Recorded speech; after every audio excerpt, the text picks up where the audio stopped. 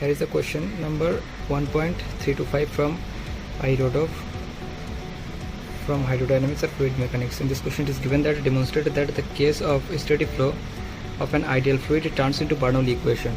For solving this question, let us take a small infinitesimal cylindrical element whose length is dl and whose elevation is dz. Let this cylindrical element makes an angle theta with the datum level or the horizontal level. So if this angle is theta, this angle must be angle theta. Now the weight force will act downward, so weight force mg will act downward. Now if we divide this mg into two components, so there will be two components respectively. One component is mg cos theta in this direction and another component will be mg sin theta, mg sin theta in the direction of the inlet section. Now there is a force inlet pressure which is equal to dp p, and let the area of cross section of this infinitesimal segment cylindrical element is dA or A. So its force in the inlet section will be P into dA. Now let there is a small increment in the outlet section of the small cylindrical element by a small amount dP. So its pressure in the outlet segment will be P plus dP, and its corresponding force will be P plus dP multiplied by its area of cross section dA. Now from this geometry we got a triangle like this. So this is the angle theta, here is the angle theta, its height or elevation is dz and its length is dl. So from this equation, from this diagram, we can write sin theta equal to dz divided by dl. Now if we balance the FBD from this diagram, we will find or consider the net force acting in the direction of the streamline, and this arrow is shown the direction of the streamline. So in the direction of streamline, in the direction of streamline, the net force will be equal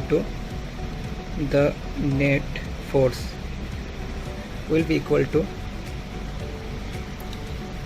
P dA minus P plus dP into dA and minus mg sin theta. So this is the in the direction of the streamline the net force, but as we know the net force is equal to, from Newton's equation of motion, F net is equal to ma or m dv with respect to dt, and this can be again expressed in the form m dv with respect to dl into dl with respect to dt, but dl with respect to dt is considered as the velocity. So we can write this equal to mv, because this quantity is again velocity term, mv dv with respect to dl. So if we balance this equation, we got f net which is equal to mv dv with respect to dl, which is again equal to P dA minus P plus dP into dA minus mg sin theta. Now from this diagram, as it is given that sin theta equal to dz by dl, now we will substitute dz by dl in the place of sin theta. So our net equation is now becoming mv dv with respect to dl is equal to P minus dP into dA minus mg dz with respect to dl. Now this p and p cancelled out, so after cancellation, but as we know the mass is equal to volume into density. Now volume of this cylindrical element is equal to area of cross section, means dA into its length, dA into dl into rho. This quantity is equal to mass into v dv with respect to dl. So this is the total net force, and this will again equal to minus dp into dA minus, now in the place of m we will replace, this will be equal to dA dl into rho g dz with respect to dl. Now from this equation we can cancel this dl term, and from here dl will also cancelled. So our net equation is now becoming dA into rho v dv is equal to minus dp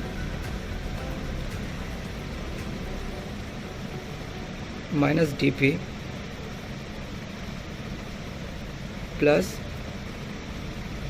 rho g dz into dA. Now we can cancel this dA and dA from both sides. So after cancellation we'll got rho v dv will be equal to minus dp minus rho g dz. Now we'll integrate the both side of this equation. If we integrate both side of equation, then we will first separate the variables. If we separate this variable, then it will become rho integration of v dv. V dv will be equal to minus integration of dp minus rho g integration of dz.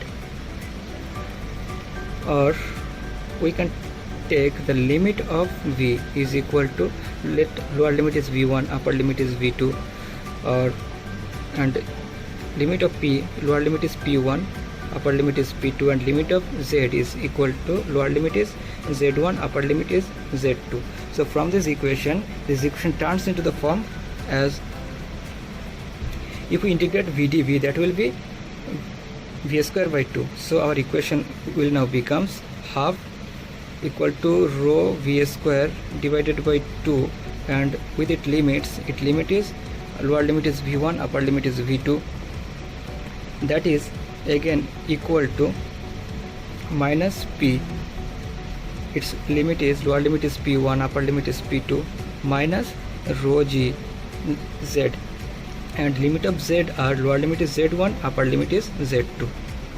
So if we arrange this equation or put the proper limits, then we will get half rho into v2 square minus v1 square equal to p1 minus p2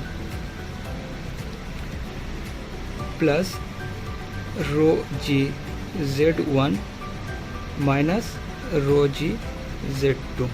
Or in a single term we can say that half rho into v2 square minus v1 square equal to p1 minus p2 plus rho g z1 minus rho g z2. Now if we take all the elements correspond to 1 in one side, and if we take all the terms correspond to 2 in another side, then we'll get half rho v2 square plus p2 plus rho g z2. p2 plus rho g z2 is equal to half rho v1 square plus p1 plus rho g z1. Now if we divide this quantity by rho z from both sides, then our equation will become p2 plus p2 divided by rho g plus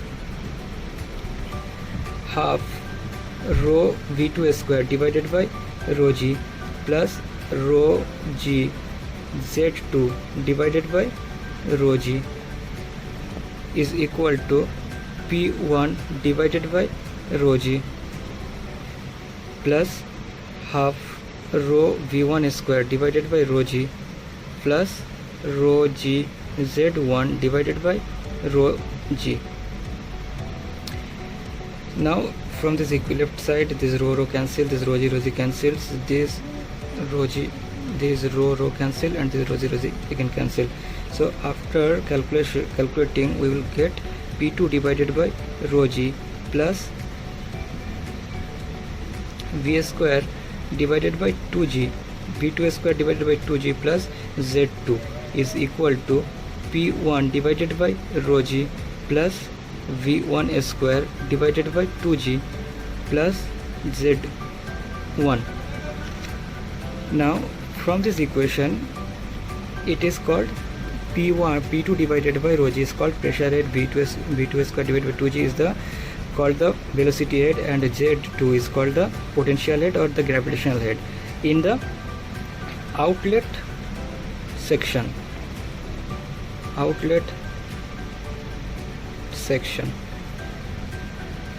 and in this term which represents the pressure head, velocity head and potential head in inlet section.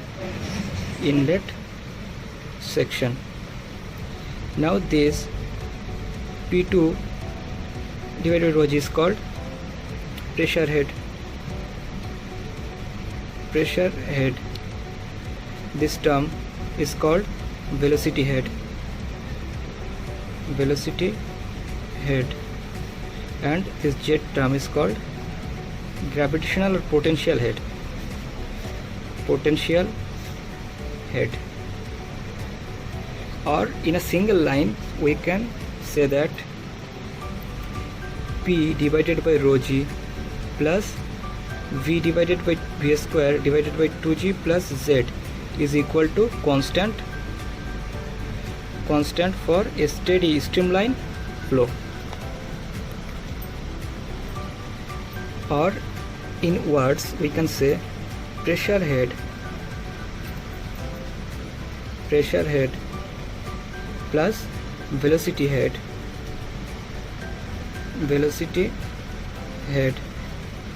plus potential head.